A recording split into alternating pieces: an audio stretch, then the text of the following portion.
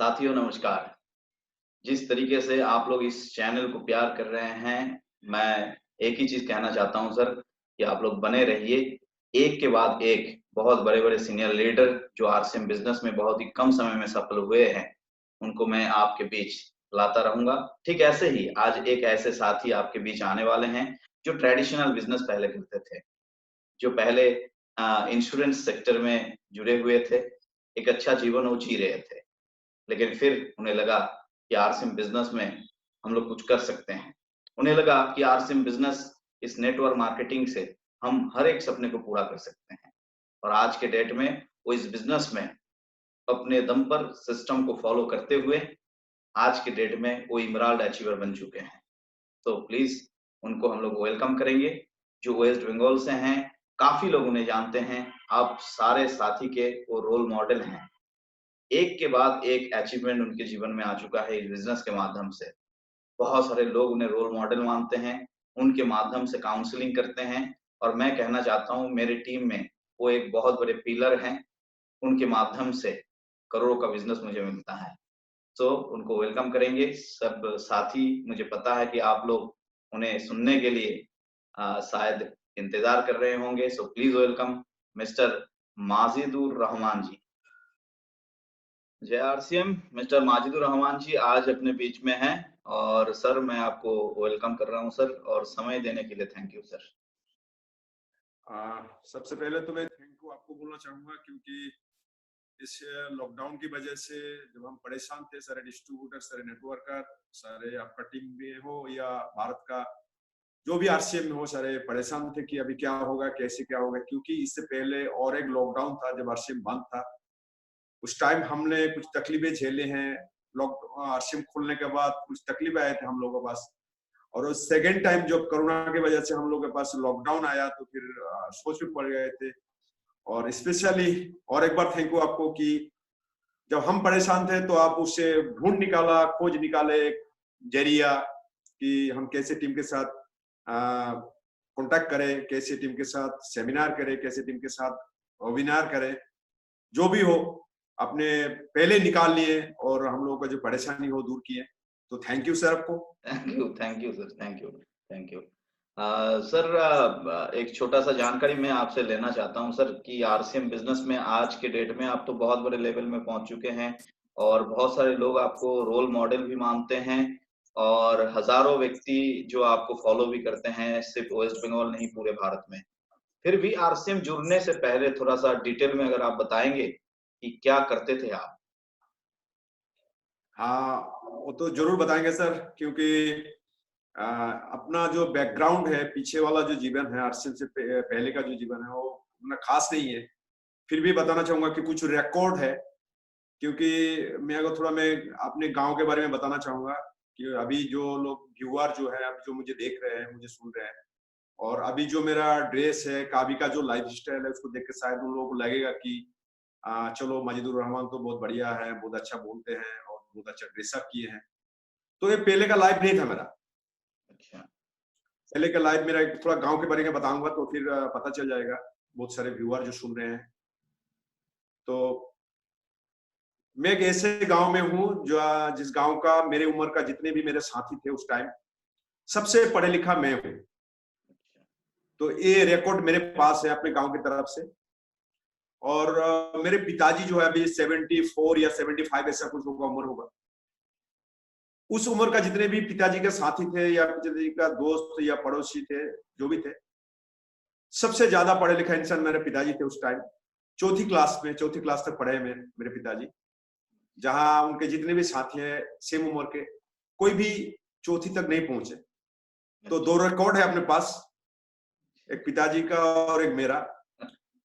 और मेरे गांव में अभी भी कोई भी अखबार नहीं पढ़ता है, क्योंकि जो लोग रिटायर हैं, जिन लोगों को अखबार पढ़ना चाहिए, उन लोगों को अभी पढ़ना नहीं आता है, क्योंकि सब सारे के सारे अंगूठा छाप है। अच्छा, और अच्छा। अभी जो अखबार पढ़ पाएगा वो सारे के सारे कॉलेज या स्कूल के साथ कनेक्टेड है, रनिंग स्टूडेंट है, इसलिए वो लोग भी अखबार नहीं पढ़ते। और जिन लोगों को पढ़ना चाहिए उन लोगों को पढ़ना नहीं आता है। ऐसे गांव से मैं बिलोंग्स करता हूँ सर।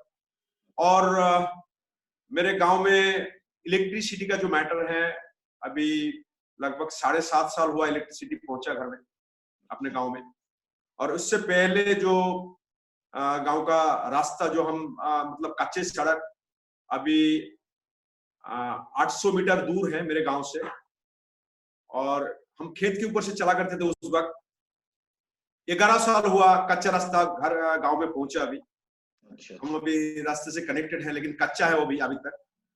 बिल्कुल, और आपको तो पता ही है, आप आए हैं काफी टाइम मेरे यहाँ, बिल्कुल, बिल्कुल। लेकिन व्यूअर को पता नहीं है। तो एकदम पूरा गांव के हैं, जहाँ देहात जिसको कहते हैं, यस, पूरा यस, यस। देहात जिसको कहते हैं, और चारों तरफ जमीन से घिरा हुआ एक गांव है, वहां से बिलोंग्स करते हैं। बिल्कुल, अर्लियर पढ़ाई ज्यादातर नहीं करने की वजह से घर में से अर्लियर शादी करा दिया गया था। उस वक्त मुझे पता नहीं था कि शादी का लड्डू कैसा होता है। मुझे पूछा गया था और मैंने बोला कि हाँ ठीक है, चलो मैं करता हूँ। तो शादी हो गया। शादी के बाद पैसे की जरूरत आ पड़ी। फिर घर में से कुछ मतलब दुकान वगैरह करने की सलाह दिया, खाद का दुकान। अच्छा, मेरे पास कोई ऑप्शन नहीं था, क्योंकि नौकरी का रास्ता तो पहले से बंद था।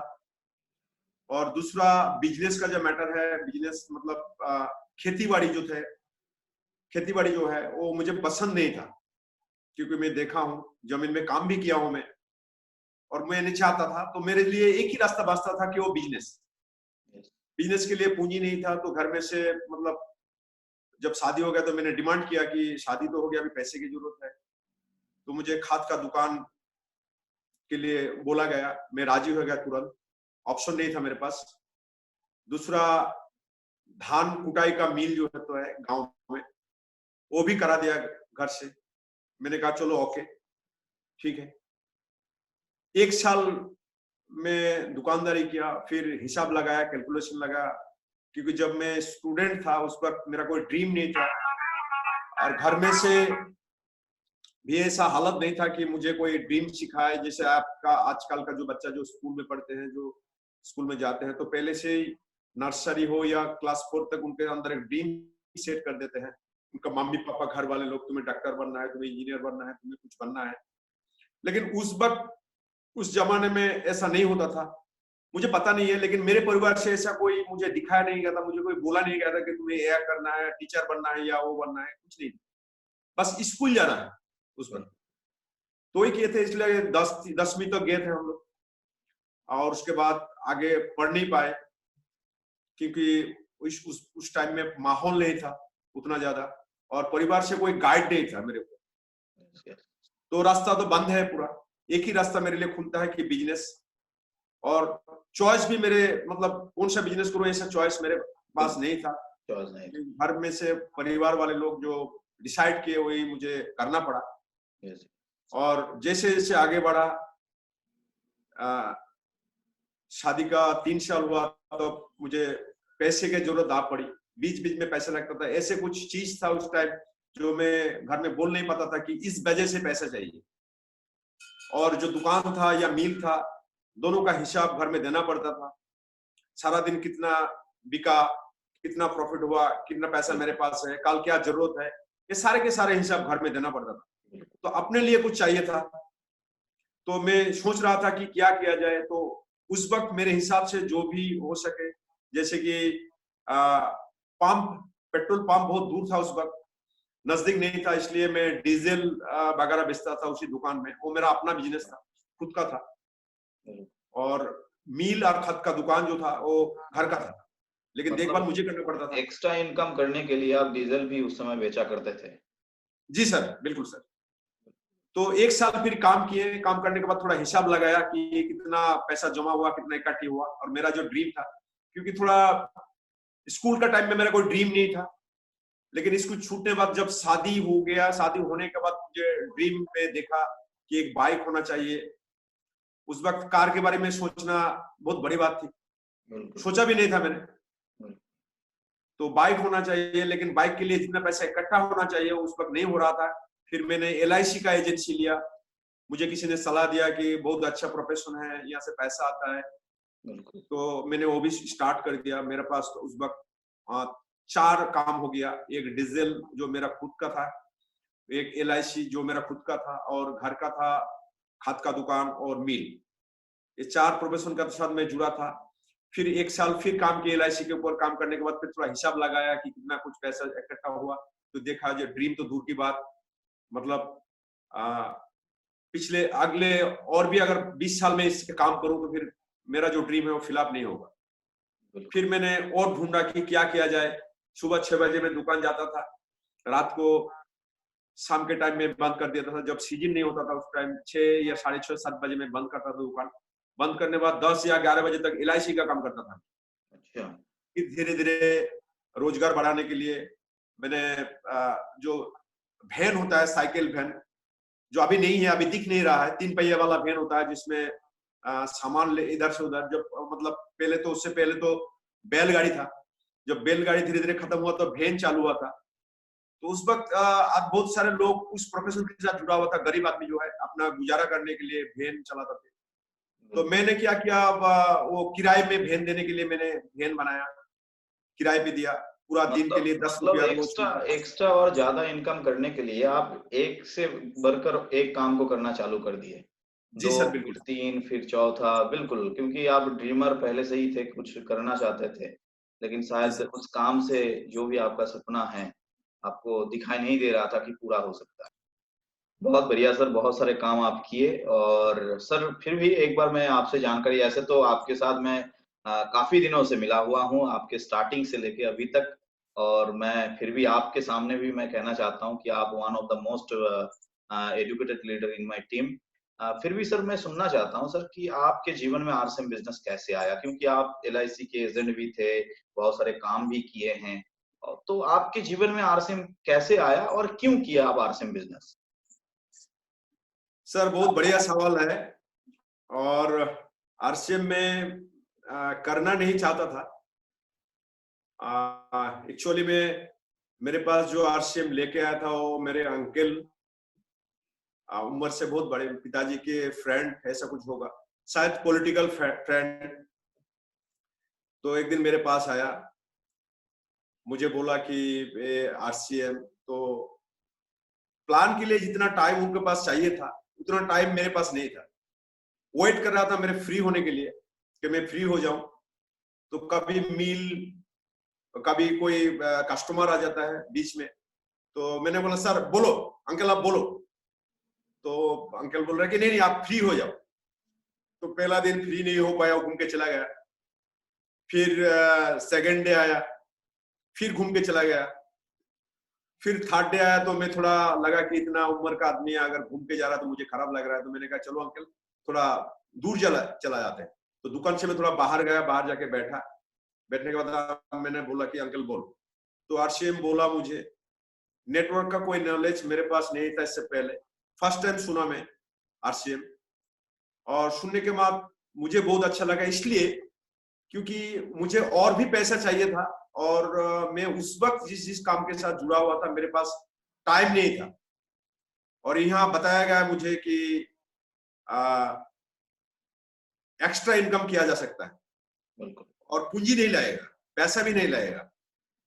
तो मेरे से फिट बैठता था उस टाइम, लेकिन मेरे पास टाइम नहीं था। और मैंने सीधा सीधा बोल दिया कि अंकल मेरे पास टाइम नहीं है। तो उन्होंने उस वक्त एक बहुत अच्छा चीज बताया मुझे कि देखो पूरे दुनिया में 2 तरह के इंसान होता है। एक होता है अमीरी की सोच रखने वाला, और एक होता है गरीबी की सोच रखने वाला। बिल्कुल, बिल्कुल। मैंने कहा कैसे अंकल? तो उन्होंने बताया कि जिन लोगों का पास टाइम नहीं है वो लोग गरीब के जो फॉर्मूला होते हैं उसमें आते हैं, और जिन लोगों के पास टाइम है वो लोग अमीर होने का जो फॉर्मूला आता है उस फॉर्मूला में आते हैं वो लोग। तो मैं थोड़ा डीपली अंकल को पूछा कि थोड़ा खुल के बताए आप। बिल्कुल। तो उन्होंने खुल के बोला। जैसे एक एग्जाम्पल लिया था उस टाइम, मुझे अभी अभी याद है। एक बाटा का एग्जाम्पल लिया था कि बाटा अगर एक दुकान करते तो शायद हम, मैं जा रहता हूँ दक्षिण दिनाजपुर, आप भी पता है आपको दक्षिण दिनाजपुर, तो हम लोग शायद नहीं पहचानते बाटा को, क्योंकि उन्होंने रेट के ऊपर काम नहीं किया, उन्होंने टाइम के ऊपर काम किया। ऑल ओवर इंडिया में 12 से 15 हजार शोरूम खोल दिए और सारे के सारे शोरूम सुबह 9 बजे से रात के 9 बजे तक चलता है।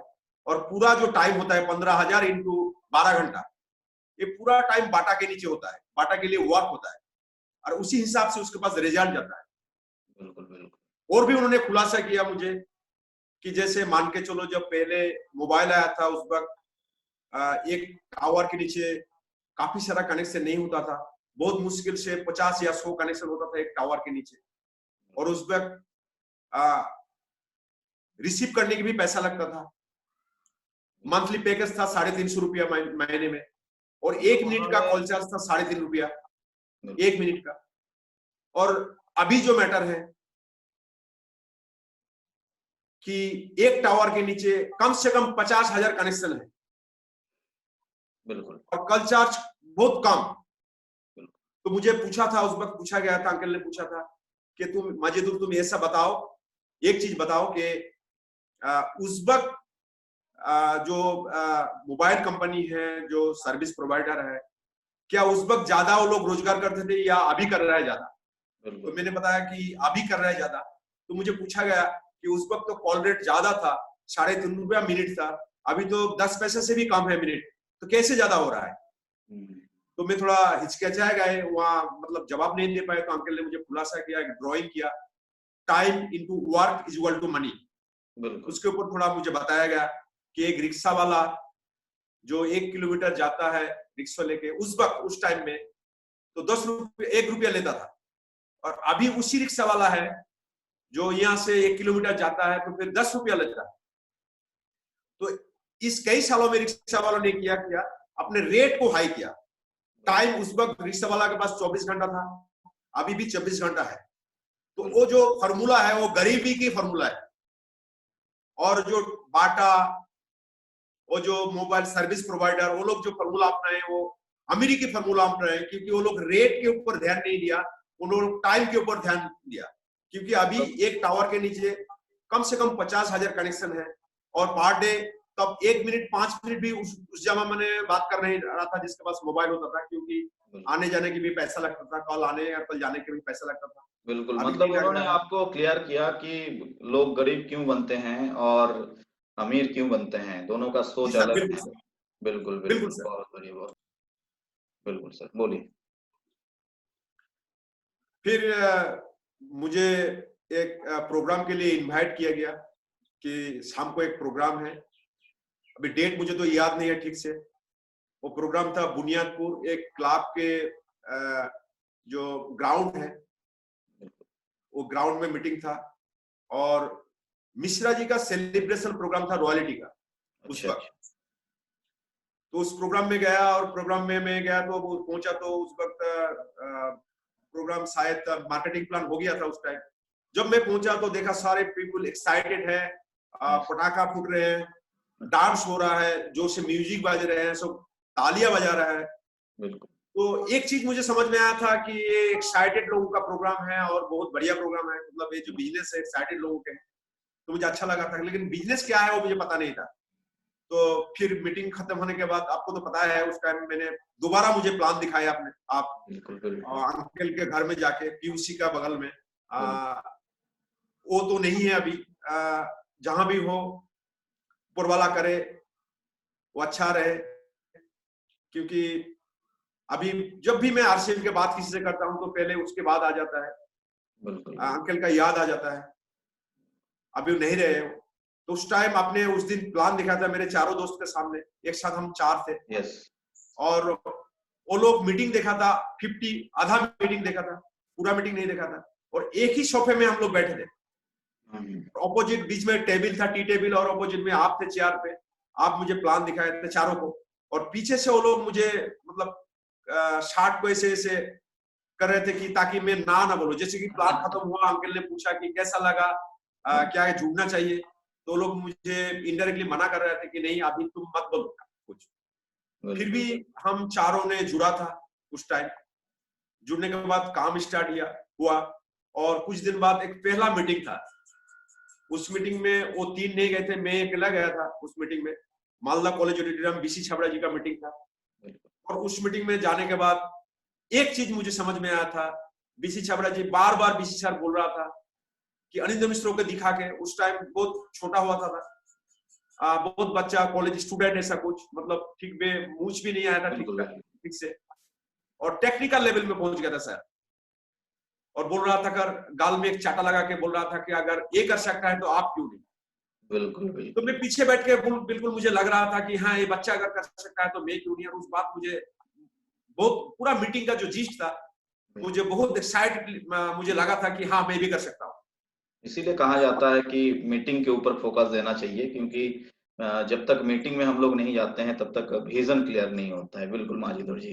सर बोल रहे हैं, सर आपका पहला इनकम कितना था इस बिजनेस में? एक्चुअली सर पहला इनकम थोड़ा ऐसा है कि पहला मंथ में इनकम सर मेरा 0 था। अच्छा।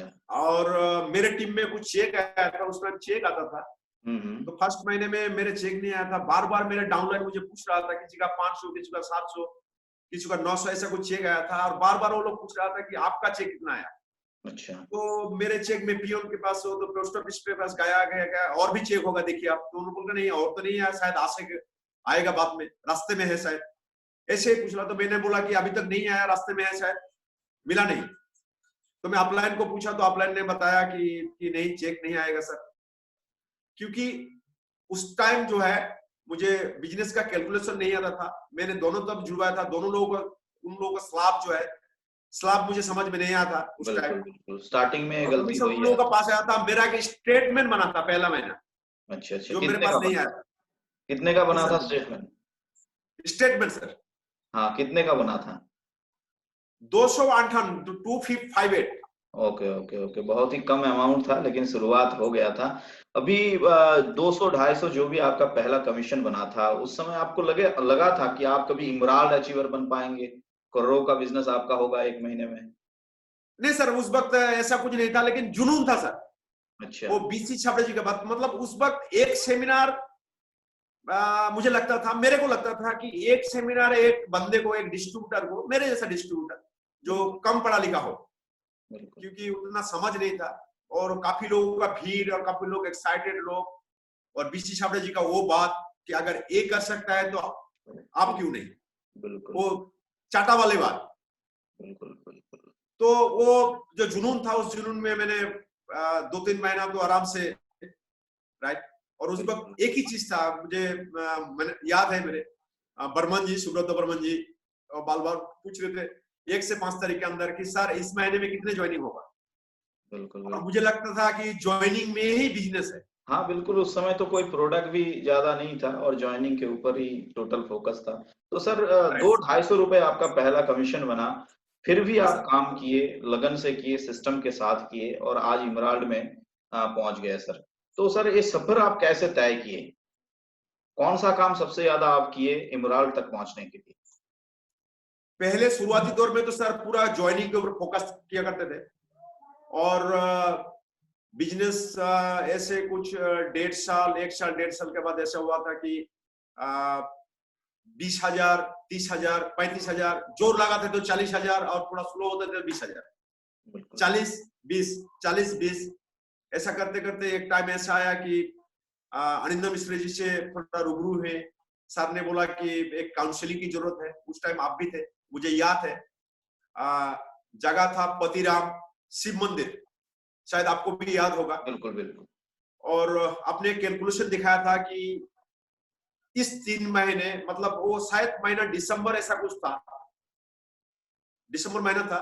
और जनवरी, फरवरी, मार्च के ऊपर हम लोग प्लानिंग कर रहे थे कि अगर इस महीने इस हिसाब से काम किया जाए, इतना होम मीटिंग हो, इतना ये हो, तो आप रॉयल्टी बन सकते हो आप। बिल्कुल तो हम लोग ने सारे के सारे होम मीटिंग के ऊपर फोकस किए। कुछ लोग साथी को मैंने तैयार किया कि जो बैठ के प्लान दिखाता था, उन लोगों के पास थोड़ा से टेक्निक आपने लगाया था। मुझे याद है आपने बोला था कि वही काम करना है, लेकिन बैठ के नहीं करना है, खड़ा होके करना है, और पीछे बोर्ड रहना चाहिए, बोर्ड के ऊपर करना है, काफी पेन के ऊपर नहीं करना है। बिल्कुल। थोड़ा इसको चेंज किए हम। और मुझे याद है कि मार्च महीना जब आया तो एक साथ हम लोग 2-3 रॉयल्टी चीवर बने थे उस टाइम। तो रॉयल्टी की सपना जो है, मुझे मैं जब बिजनेस में थोड़ा समझने लगा, बिजनेस को थोड़ा थोड़ा समझ में आया, कि रॉयल्टी क्या है, रॉयल्टी पूरा वर्ल्ड में 3 तरह के लोगों को मिलता है और मुझे भी चाहिए। बिल्कुल। जब मैंने ऐसा सोचा तो उस वक्त मैं देखा कि सुब्रतो बर्मन जी रॉयल्टी है, आप रॉयल्टी है, आप लोगों के पास शानदार कार है और आप लोग टाई पहन के आते थे, तो मुझे लगा कि कार एक मेरा भी होना चाहिए और ये रॉयल्टी की बाद ही शायद होगा। तो दिमाग में एक चीज पूछता था कि रॉयल्टी किसी भी हाल में हो, रॉयल्टी में आना है। तो उसमें क्या-क्या काम किए कि ज़्यादा प्लान दिखाए या प्रोडक्ट प्रेज़ेंटेशन किए, क्या किए थे आप? उस वक्त सर प्रोडक्ट प्रेजेंटेशन हम लोग नहीं जानते थे, लेकिन हम लोग दमदार तरीके से बोलते थे सर, कि जो भी बोलते थे सर दिल से बोलते थे। बिल्कुल। कि जैसे हम लोग के पास एक साबुन होता था, ₹8.5 का साबुन होता था, पिंक पाल्म, शायद आपको भी याद होगा। बिल्कुल, बिल्कुल। 100 ग्राम का साबुन होता था पिंक पाल्म। बाजार का जितने भी साबुन था, उससे अगर कंपैरिजन हम उस वक्त करें, नहीं करते थे, लेकिन एक चीज मैं बोलता था, जहां मेरे को याद है उस वक्त, कि किसी आदमी के पास अगर जाता था तो मैं एक चीज बोलता था कि ये साबुन अगर आप 1 साल तक लगाए कंटिन्यू, बिल्कुल।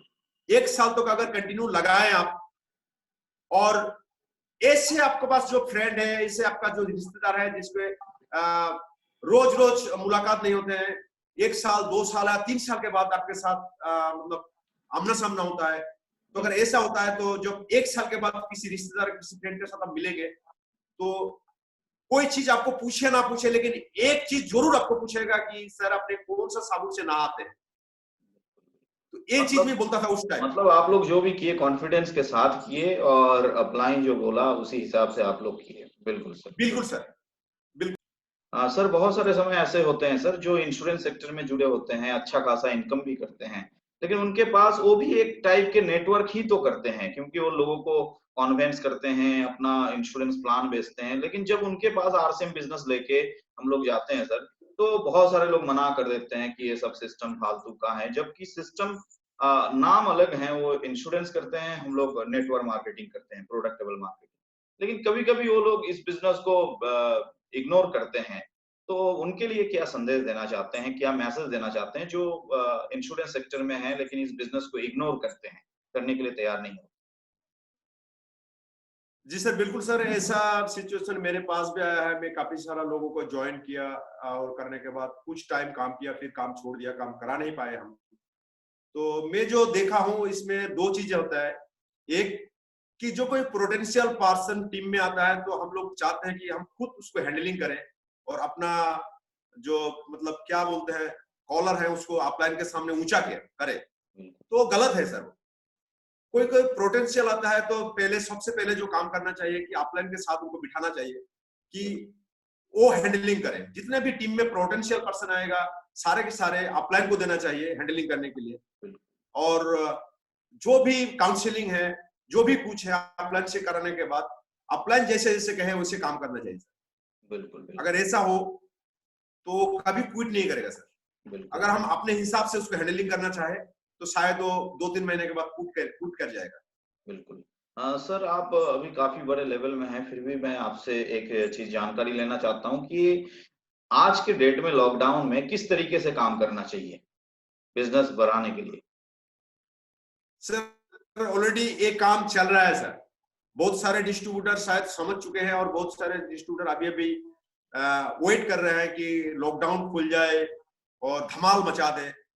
लेकिन लॉकडाउन में बिजनेस जो बढ़ेगा वो सर काम अब ऑलरेडी चल रहा है सर। जैसे सबसे पहले मेरे हिसाब से आपने शुरू किए वो है सर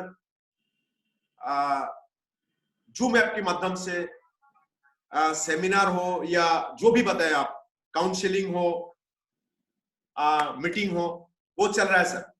अभी सर सबसे पहले अपने टीम में जैसे लीडरशिप एंड अवाब जो है, मैं कहूंगा कि उनको खुद का एक सेमिनार लेना चाहिए कि उनके टीम से कितने आदमी बैठता है जूम पे, और वो मीटिंग करने के बाद तुरंत अपलाइन के साथ उनको काउंसलिंग होना चाहिए कि सर मुझे क्या करना चाहिए।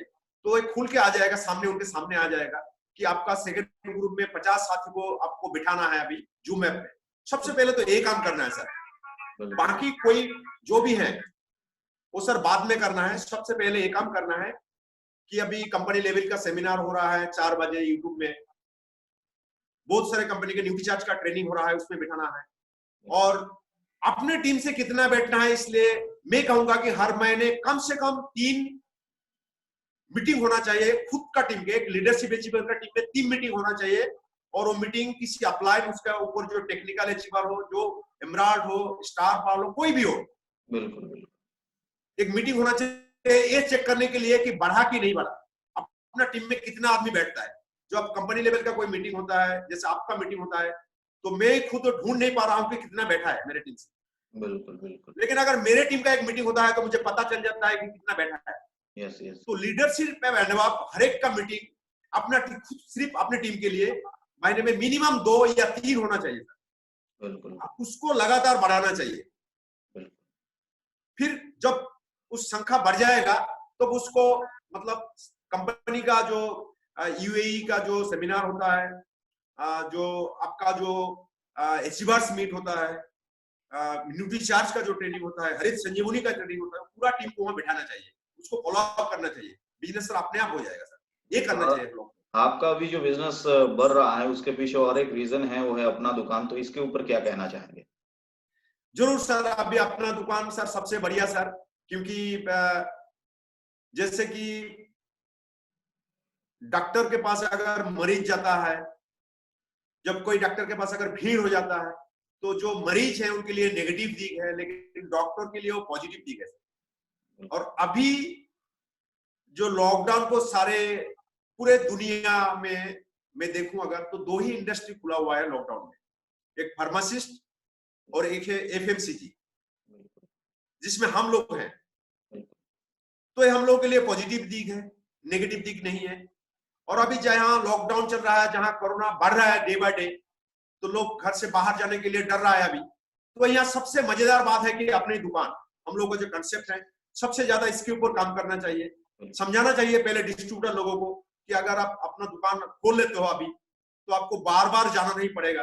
और आपका गांव में, आपका आसपास में जो भी है, जिनके पास अभी ऑप्शन नहीं है, जो का पैसे का जिसका अरेंज नहीं है, उसको आप सप्लाई कर सकते हो।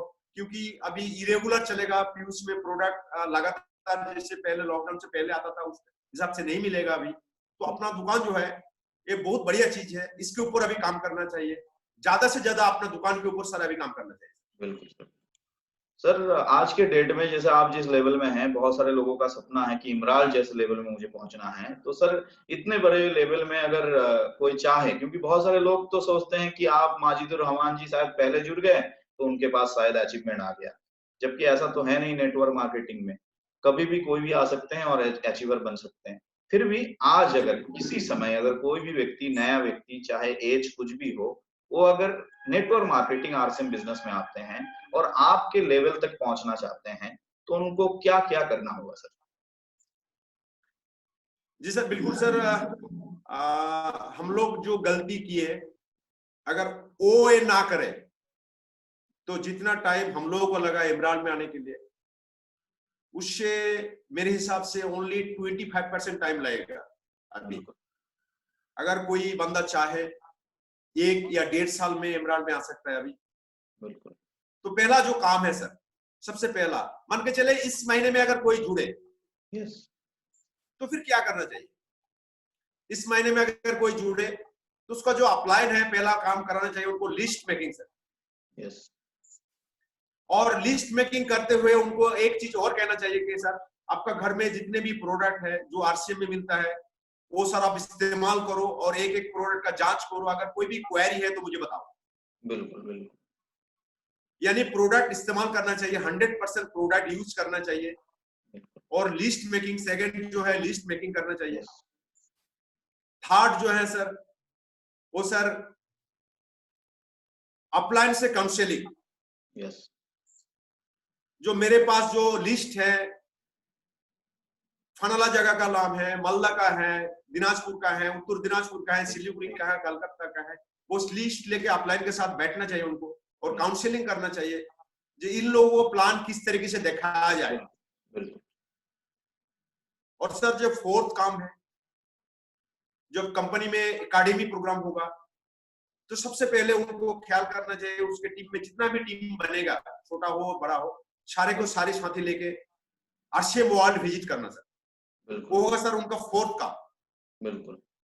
और फिफ्थ काम होगा कि बहुत जल्द उनको खुद को खड़ा होकर सर प्लान दिखाना पड़ेगा, बिल्कुल जिसको हम होम मीटिंग कहते हैं। बिल्कुल। मैं अगर शॉर्ट में कहूं तो उसको खड़ा होकर प्लान दिखाना बोलते हैं। यस सर, बिल्कुल सर। ये काम कर ले, अगर पांचों काम कर ले और इसका डुप्लीकेशन करे सर, जो डिस्ट्रीब्यूटर इस महीने उसके ग्रुप में जुड़ेगा 2-3 महीने के अंदर उसको भी करना चाहिए कि खड़ा होकर प्लान दिखाने के लिए प्रैक्टिस कराना चाहिए उनको, कि बैठ के नहीं भाई, खड़ा होकर प्लान दिखाओ। बिल्कुल बिल्कुल। और यही काम अगर करें सर, बहुत बढ़िया मैसेज सर। सर, जो जीवन आप पहले जिए थे और अभी आरसीएम के जीवन में आप हैं, पहले आप एलआईसी के एजेंट हुआ करते थे, बहुत ही अच्छा प्रोफेशन है। फिर कुछ बिजनेस भी आप किए, डीजल भी आप बेचे, एक अच्छा जीवन जीने के लिए। लेकिन आज एक अच्छा जीवन आप जी रहे हैं, तो आरसीएम का जीवन और जो जीवन आप पहले जिए हैं, दोनों में क्या अंतर है सर? थोड़ा सा शॉर्ट में बताएंगे तो बढ़िया। सर बहुत बड़ा अंतर है सर, बहुत बड़ा अंतर है। पहला अंतर है कि अभी का जो लाइफ है सर, अभी अभी हम लोग जब फ्रेंड सर्कल में निकालते हैं या अपने कार से जो उतारते हैं, कहीं से सेमिनार हो, सेमिनार से वापस जब लौटते हैं और रास्ते में कोई फ्रेंड आ जाता है तो उसके पास जब खड़ा होते हैं तो वो पहले देख के ये सोच लेते हैं कि ये कहाँ और मैं कहाँ। जो शब्दों का इस्तेमाल, पहले जो मैं बिजनेस में था, ट्रेडिशनल जो दुकानदारी करते थे, उस टाइम जो लोगों के साथ बात करते थे, तो मुझे लगता है, अभी मुझे लगता है कि उस टाइम सर मेरे को बात करना नहीं आता सर, बात करने का जो तमीज होता है वो नहीं आता था। यहाँ आके सीखा सर, बहुत अंतर है शब्दों में, रेस्पेक्टेशन में, लोगों के साथ। अभी जो बात करते हैं, अगर कोई रिक्शा वाला के साथ बात करते हैं तो रिक्शा वाला हमारे बात से सर प्रभावित होते सर, खुश हो जाते हैं। बिल्कुल बिल्कुल, क्योंकि इतना सर डिफरेंट है सर, बहुत सारा डिफरेंट है सर। बिल्कुल बिल्कुल सर। सर, मेरा लास्ट और आखिरी मेरा एक सवाल है छोटा सा, कि लॉकडाउन की वजह से सभी लोग अपने अपने घर में हैं, कुछ लोग फील्ड में जाके काम करना चालू भी कर दिए हैं, लेकिन लॉकडाउन के बाद आरसीएम बिजनेस का ग्रोथ आपके नजर में क्या है? आपको क्या लगता है कि आरसीएम बिजनेस किस लेवल तक पहुंचने वाला है? सर आरसीएम बिजनेस बहुत ऊंचाई तक जाएगा सर। इंडिया में जितने भी कंपनी हैं, मैं सिर्फ नेटवर्क मार्केटिंग की बात नहीं कर रहा हूं सर। यस। उसको छोड़ के जो ट्रेडिशनल में है, बहुत सारे कंपनी को पीछे छोड़ के आरसीएम ऊपर में जाएगा सर। और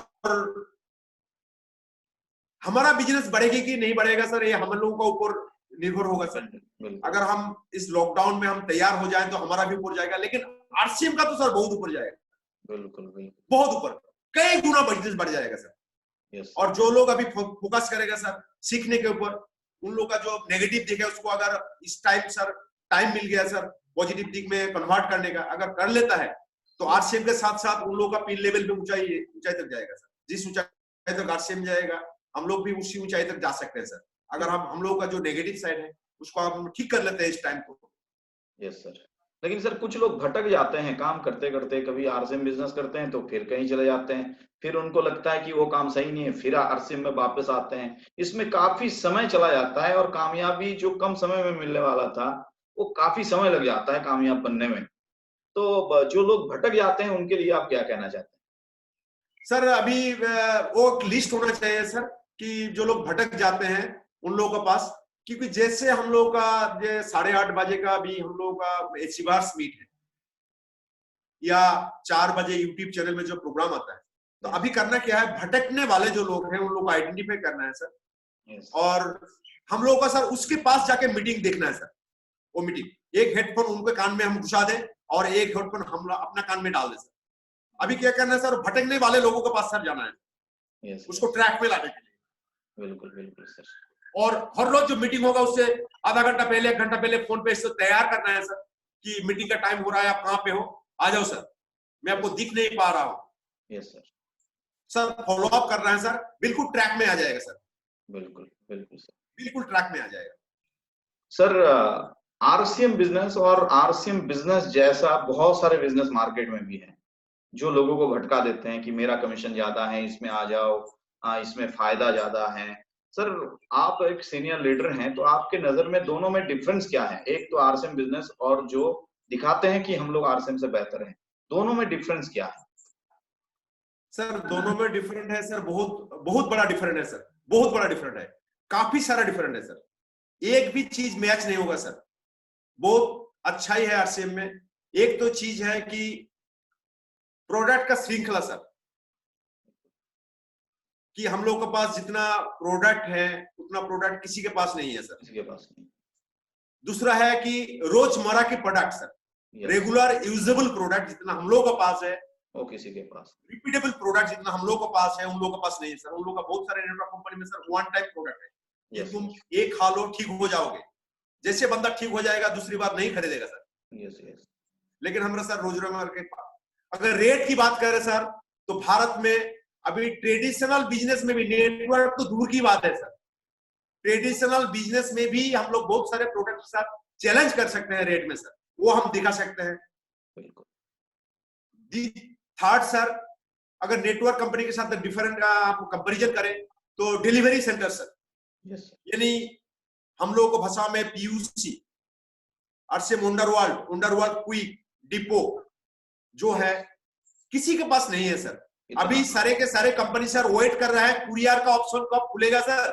बिल्कुल बिल्कुल, यही आरसीएम में खुला हुआ है सर, सारे वो दिखा रहा है कि खुला हुआ है लेकिन खुला हुआ नहीं है सर, प्रोडक्ट नहीं आ रहा है सर, वो कुरियर के लिए वेट कर रहा है सर। जो ट्रांसपोर्टिंग सर्विस गेहूं चालू होगा, फ्लाइट गेहूं चालू होगा, उन लोगों का प्रोडक्ट आना चालू होगा, जो सर मतलब एक बहुत बड़ा सीख है सर हम लोगों के पास। और जो सब दूसरी कंपनी का लोग अगर इस प्रोग्राम को देख रहे हैं तो सर अपनी कंपनी के साथ सर मिला लेना मेरे इस बात को। जो लोग सारे के सारे बैठे हुए हैं सर, प्रोडक्ट के लिए इंतजार कर रहे हैं सर, पैसा सेंड करके अपलाइन को भेजे हैं सर, बीबी नहीं मिला है सर। मेरे पास ऐसे मेरे सारे फ्रेंड है, बहुत सारे कंपनी है, बहुत सारे लोग ऐसे हैं मेरे साथ जो मैं बहुत सारे अच्छे तरीके से जानता हूँ, क्योंकि मैं आरसीएम में आया हूँ, इस लोग वो लोग इसलिए आया नहीं है सर। बिल्कुल, ये तो अनपढ़ है क्योंकि मैं कम लिखा पढ़ा लिखा था, वो लोग थोड़ा मेरे साथ पढ़ते थे लेकिन बहुत ऊंचाई तक मतलब डिग्री कोर्स एमए बीए बहुत कुछ कर लिए, इसलिए मेरे साथ नहीं आया था। वो लोग दूसरी कंपनी में गए, लोग अभी वेट कर रहे हैं सर पैसा देके कि बीबी कब मिलेगा। 2 महीने से बीबी नहीं मिला सर, जो हम लोगों को मिल रहा है सर। तो डिफरेंस सर बहुत है सर। ठीक से अगर कोई ताके, ठीक से अगर कोई झांके तो 15 या 20 डिफरेंस मिल जाएगा सर दूसरे कंपनी के साथ हम लोगों का। बिल्कुल बिल्कुल, यानी रेट में कम है आरसीएम बिजनेस की, हर एक प्रोडक्ट रिपीटेबल प्रोडक्ट हैं, और जो भी प्रोडक्ट हैं अगर मार्केट से भी हम टैली करें तो क्वालिटी बेहतर है, और ओन प्रोडक्ट सबसे ज्यादा अपने पास है। बिल्कुल सर, जी सर, बहुत ही अच्छा लगा माजिदुर जी, आप समय दिए, आपका कीमती समय यहाँ पर आप दिए। और जो भी साथी इस चैनल प्रोग्राम को देख रहे हैं, मेरा रिक्वेस्ट है कि बने रहिएगा, हर दिन एक से बेहतर एक लीडर आपके बीच में आएंगे। जैसे आज एक एलआईसी एजेंट, एक व्यक्ति जो स्टार्टिंग में 200-250 रुपए इनकम किए थे, और आज जो उनका लाइफस्टाइल है इमराल्ड पिन जैसे लेवल में वो पहुंच चुके हैं, मिस्टर माजिदुर रहमान जी। तो थैंक यू वेरी मच माजिदुर जी, आप यहाँ पर समय दिए। फिर कभी मिलेंगे आप। Thank you sir, thank you आपको भी सर, और सारे व्यूअर्स को मैं ईद मुबारक बोलना चाहता हूँ एडवांस में। बिल्कुल, आपको भी stay home, stay safe, connect रहिए जूम ऐप के साथ, बिजनेस के साथ, यूट्यूब के साथ, और कंपनी के जितने भी ट्रेनिंग है ट्रेनिंग के साथ बड़े रहिए। Thank you. जय आरसीएम। जय आरसीएम सर, जय आरसीएम।